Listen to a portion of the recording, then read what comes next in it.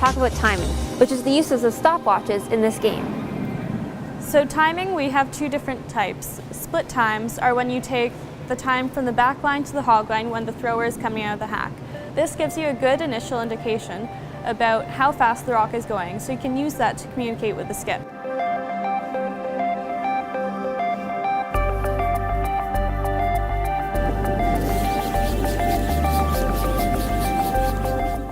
A second measurement is what we call hog to hog, where you measure when the rock first crosses the first hog line and then crosses the second hog line.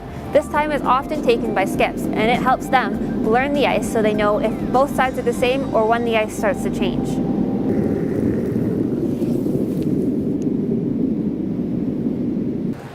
Beginners don't need to use stopwatches, but it is a good tool to give you a little bit more information about the speed of the rock, although it's important not to become too reliant on them, as you may start using the watch instead of your own eyes to judge how fast the rock's going. And things can happen during the path of the rock that will change that.